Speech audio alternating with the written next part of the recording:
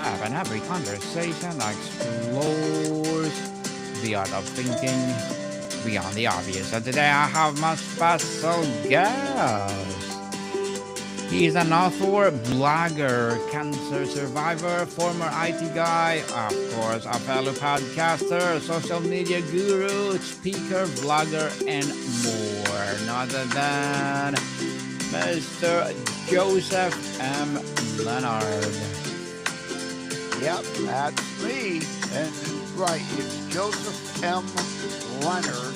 It looks French. It's not Lenard. It's Leonard without an O. It was actually, I'm part Polish, so it was Leonard Waskowicki or something at some time and got chopped to Leonard. So I have to make the distinction though. Joseph M. Leonard, again without the O, because there is a Joseph Lenard out of South Carolina. I'm in Michigan, who is also an author. So, to avoid the confusion, I am not he is not me, and neither of us are Shakespeare. And well, thank you so much. And thank you so much for sharing your knowledge and wisdom to the world, Mr. Joseph M. Leonard. Thank you, thank you, thank you. And today let's talk about AI, the good, the bad, and the ugly. What it's all about. yeah, there's a lot of ugly. but Not the but good. yeah, when something is new, anytime, well, it's not actually brand new. I mean, it's been around for years. I'm a former IT guy, as I think you had said already, and so I've been dealing with the early ram ruminations and ramifications of AI from an early point. It's just now coming into the fore in a big way publicly with the expansion of AI. Like, think AI, the early spell checks were a form of AI. They really are. Your Microsoft Word or Word Perfect or Ami Pro or whatever word processor you use, that spell check was a self-contained little mini form of AI. It tries to check your spelling and your grammar. It tries to make some assumptions of what you're trying to say in order to help formulate better grammar. They're not that good. Today, of course, there is like Grammarly online, which has access to a much bigger set of servers. You're directly communicating online rather than your spell checker and grammar checker just being its own little self contained little model engine, and so they're much more sophisticated and able now, and they still got a long way to go, but they're better than what was there. When a grammar checker is not smart enough to understand the difference between TO, TOO, and TWO, what belongs in that paragraph there, it's not good enough yet if they can't figure that out. It's not good enough yet. So, Mr. Joseph M. Leonard is not convinced that AI is suitable for the 21st century. It's it's getting better. Again, it'll get there. It's in its growing pains. It again, former IT guy, the old adage, gigo, garbage in, garbage Garbage out. out. Remember, AI is still a bunch of programs coded by humans who are frail and flawed and fallible. So we get a lot of sometimes good, we get a whole lot of bad, and sometimes some ugly out of it. Well, tell us, Mr. Joseph, what is the single most humanizing or society transforming positive application of AI that genuinely excites you? Oh, that excites me. I don't know. if it excites me yet. It still concerns me again because so much garbage put into it and it's not got a mind of its own. The point is, hopefully, we don't want it to go like Skynet, or if you've seen the movie, the Colossus, the Forbin project, which was the forerunner to the Terminator series. Uh, it's not self-aware. In a way, we want it to be self-aware so it can learn itself. But on the other hand, it's pretty dangerous if we let it do that. But it's limiting if we don't let it do that because a lot of stupid people are putting stupid things in and it can't reject the stupid for the only the smart stuff. Only the smart stuff. Oh my goodness. Oh my, Mr. Leonard. AI is augmented human creativity in art, music, and writing. Is it a golden age of co creation? Or are we risking a cultural homogenization? Did I correct? Did I spell correct? Where do you see the most promising synergy? Well, there's a lot of promise in music right now. Although, if you're a singer and a songwriter, your job is threatened. It's same with movies. If you remember the movie Looker with Albert Finney, James Coburn, and Susan Day from the Partridge Family, 1980. It was way ahead of its time and it foresaw virtual actors and actresses. And then came the Al Pacino movie, which kind of updated it later, Simone or Sim One. The I is a one and the O is a zero. So Simone or Sim One, however you wish to pronounce it. But we're in that day and age now. Tilly Norwood is a virtual AI actress who they're putting in movies. But music is further than movies because it takes a lot longer to render motion picture scenes. Music, it can do pretty quick. Audio, radio, it can do well. So you're seeing a lot of cartoon music videos of AI created music, and some of it's pretty good. Ah, yeah, some of them are pretty good. And But most of them. you don't think it's pretty good if it costs you your job though, because it can do what you can do. True. Let's. Cheaper and faster. Yeah. Mm-hmm. Definitely. So, Mr. Leonard, where is AI providing breakthrough in solving historically intractable problems or intractable problems that give you legitimate hope for our future? Well, again, it's a 50-50 mix. Uh, hope and great concern and consternation because, again, it has a chance if it's taught proper real history, historical reality. The problem is humans feeding it garbage, like the removal of history from our schools, replaced with theoretical social studies. If you confuse it with a bunch of theoretical mumbo jumbo rather than definitive reality, factual, evidence based, discernible truth, it can learn from that and help prevent mistakes from repeating. As the saying goes, history may not repeat, but it rhymes an awful lot. And if we teach it proper history, it could help us a lot. But the problem is, again, the humans. The humans have agendas.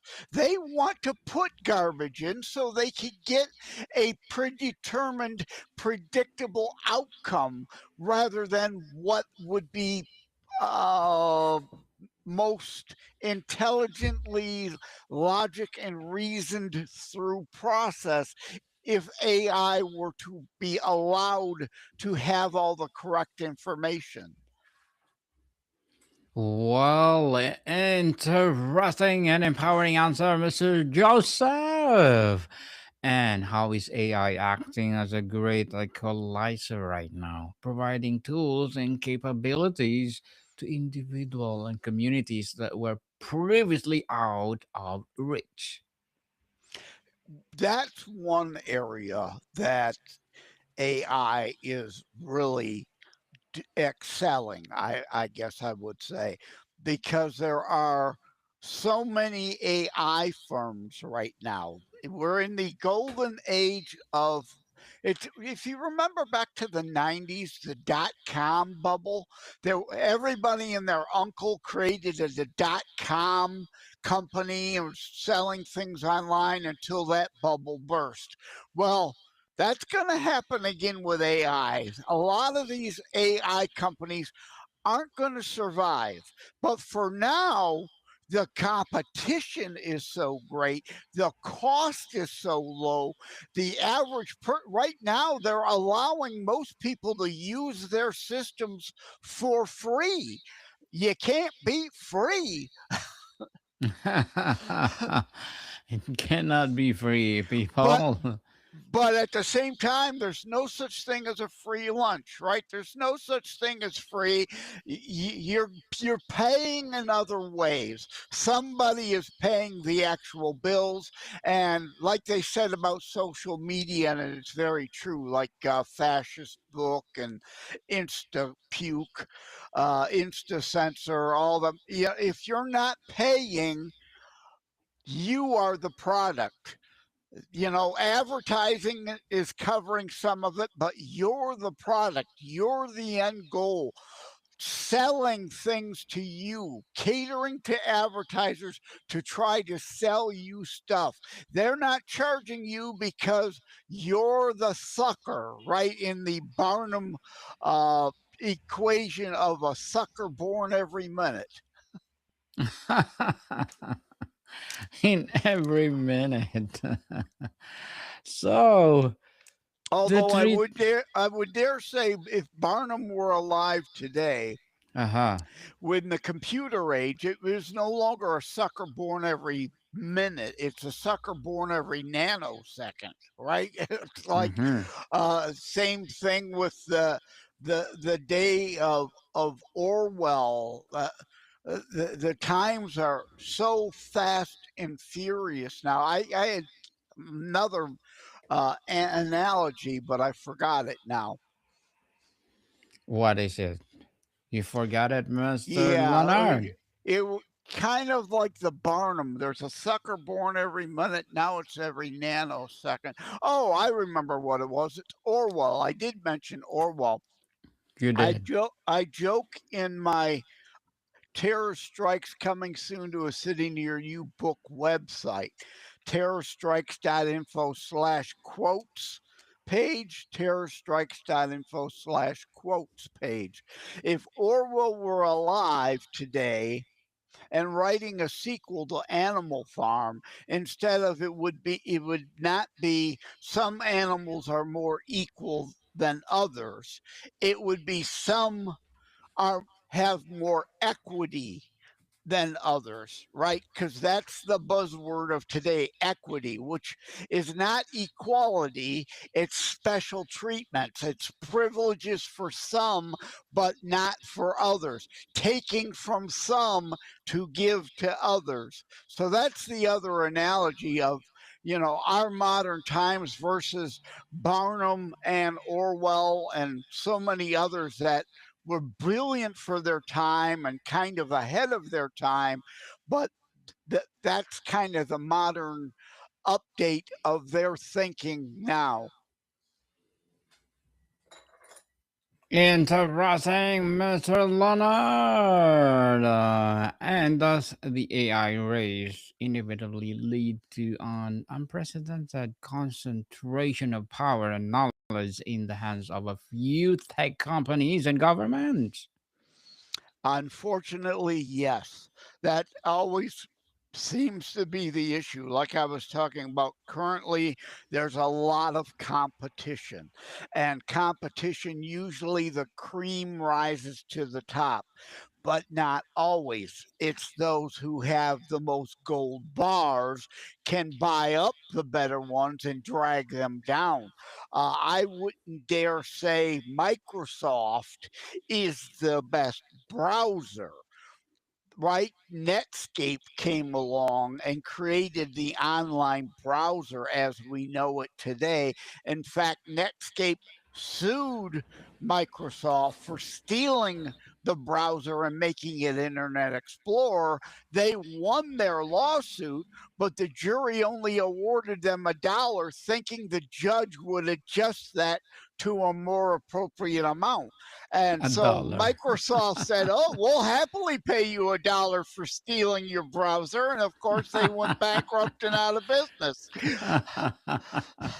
A dollar. I remember, yes, Netscape sued Microsoft because of that. Yep. Oh my We have goodness. the internet browsers we have today because of brilliant minds at Netscape, not the people, not Bill Gates and the people at Windows. I call them micro suck, and I have Winslow 11. Again, there was another company called Digital Research, I think it was, back in the days before Windows, and of course Windows, they stole from Apple. So allegedly, right? I got to say allegedly, so they don't try to sue me, because there were lawsuits about that too, and the courts kind of let Gates and Microsuck off the hook, in my opinion. I do believe they stole the Windows idea from Apple guy. yeah, the Apple guy was not Wozniak and Wozniak. Steve and Jobs. The late Steve Jobs. Yeah, Jobs. yeah, the late Steve Jobs, a brilliant guy, a brilliant guy. But digital research made a much better DOS system. You know, Mm-hmm. DOS before Windows, disk operating system, the This, command yeah. line stuff. Uh-huh. DOS Digital system. research was infinitely better, but my MacroSuck was able to package their stuff with the hardware providers. Again, the cream didn't rise to the top. Those who had the most gold bars and be able to make the best backroom deals are the ones that succeeded. And we suffer still today, in my opinion, for it. Yes, definitely. And thank you for sharing your thoughts regarding all of the past. Netscape, MS-DOS, what else? Yeah. Microsoft, Oh, Netscape. I remember MS DOS well, because former IT guy, I did have my own super simple computer enterprises company in the Mm-hmm. 80s and early 90s, and I wrote DOS utilities. So Those utilities, those days, my goodness. yeah, I was trying to compete with Norton Utilities. Yeah, at the Oh time. my Uh, goodness. Those were the days, people. So, Mr. Leonard, let's talk about the ugly. What is the unintended consequence or ugly outcome of AI deployment that you see developing in the shadows that the public is not yet talking about enough? oh yeah, again, I just have to repeat the garbage in, garbage out. That's the biggest problem and threat here right now, and we've got to pay more attention to that and test these systems well. And people are trying to do that and tripping them up. If you have to phrase the same question 25 different times to try to see if you could trip it up and get a really ugly answer out of it. Like currently, one woman, I don't recall her name, I'm sorry, I forgot your name, but her son committed suicide because the chat bot, the AI, was encouraging him to kill himself. Now, the company is feigning, oh, well, we're learning and we're growing and we're going to put in safeguards. Well, if you had any conscience, you would have known that could have been a possibility and put the safeguards in before people started killing themselves. But no, you didn't care enough. You only cared about your bottom line. Now you're caring because somebody's suing you for a bajillion dollars and you might go out of business. If you had taken the proper precautions as you should from the start, the law of unintended consequences are only such of dumb people. Intelligent people are supposed to think through possible unintended or undesirable consequences and head them off. And have them off. Yeah, Oh. not wait till people are dead in the streets because of it. Mm-hmm.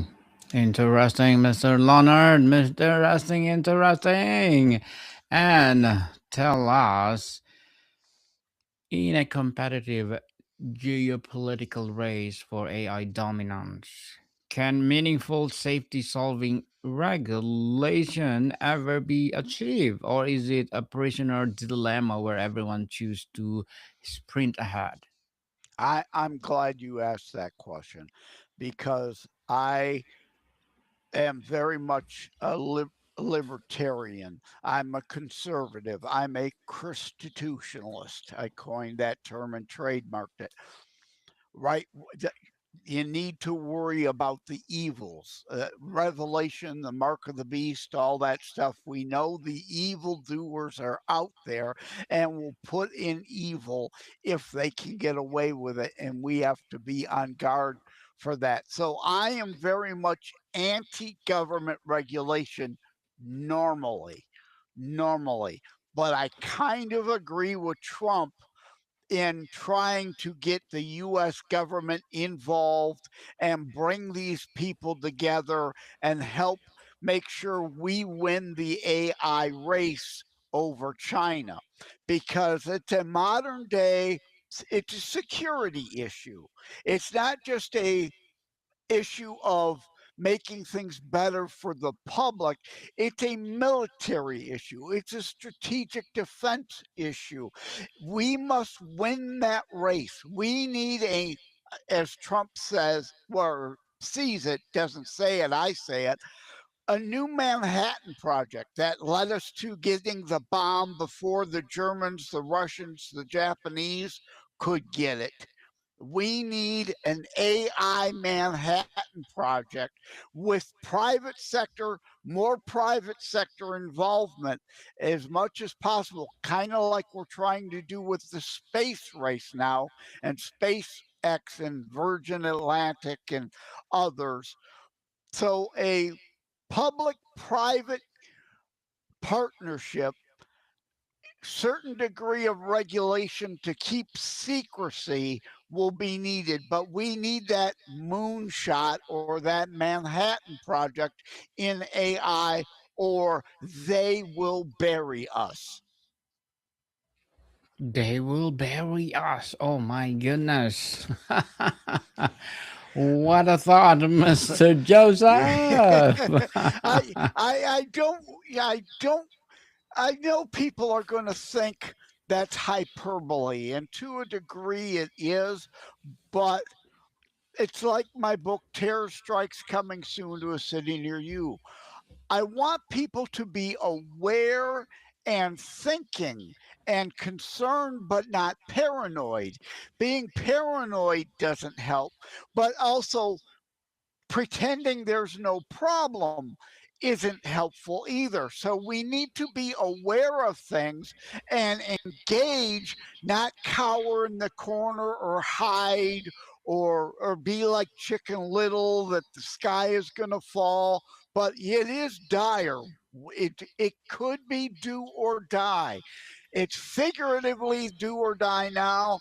If we don't get this right, it will be literally do or die.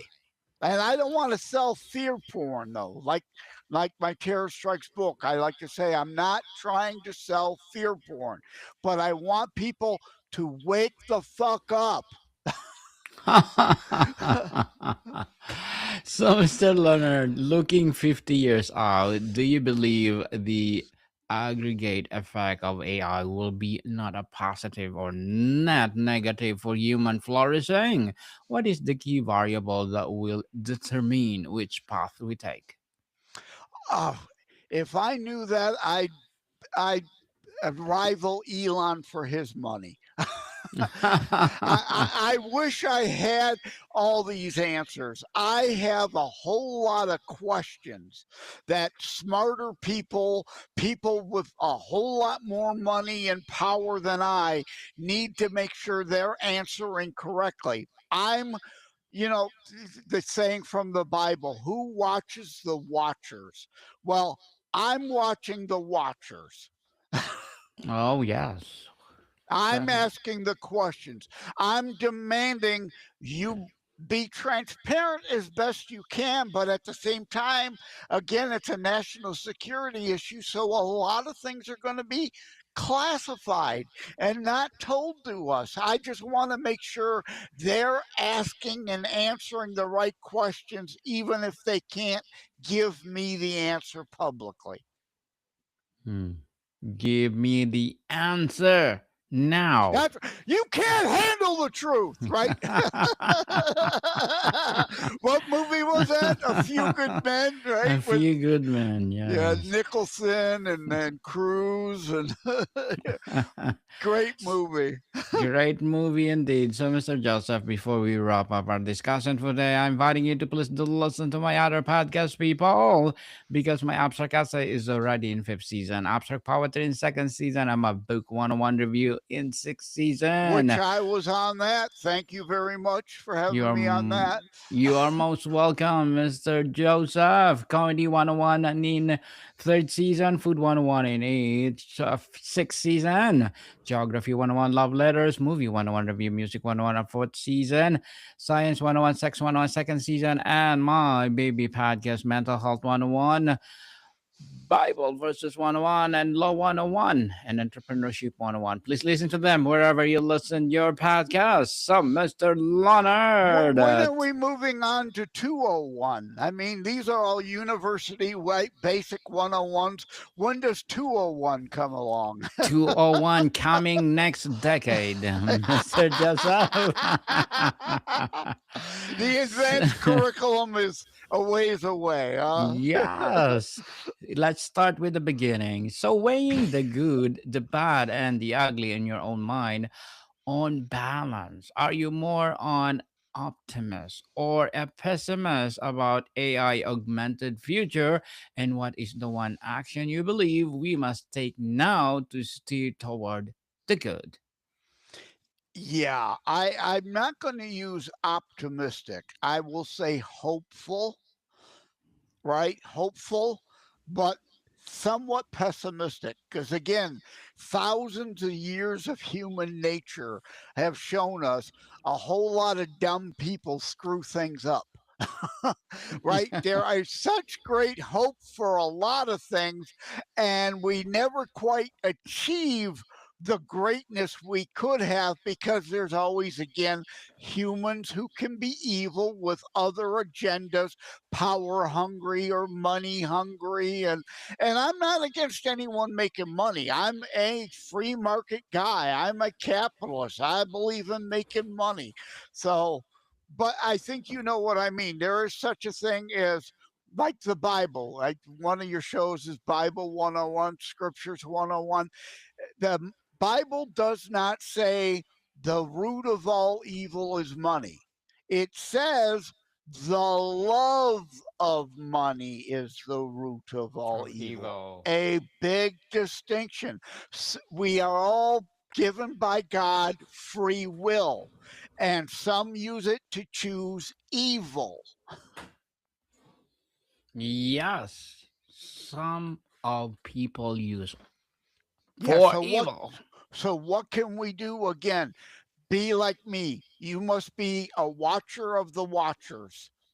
Yes, interesting. And Mr. Joseph M.Lenard, thank you so much for sharing your knowledge and wisdom to the world. So, can you please invite our listeners to support your books, your advocacy, or whatever projects that you're doing right now? Yeah, was saying in the green room before we hit uh, record and live. Uh, I'm working on my fourth book in my Life and Living series. You can find the Life and Living series. Terror Strikes Coming Soon to a City Near You. The Book of Kennedy, Project Carpe Diem. A Short Story, A Lasting Legacy. The working title of this fourth one is Complexity, about the complexities of the human condition. Complexity of human Yep. condition. Looking A forward. You could go to Joseph M. Leonard, and again, it's not French, it's not Leonard, it's Leonard without an O, josephmleonard.us. Yes, people, let's support Mr. Joseph M. Leonard because if you support him, for sure, more and more empowering books like this will rise. So, Mr. Joseph, thank you so much for your time. Thank you. Take care. God bless, brother. Mordecai, people, see you soon.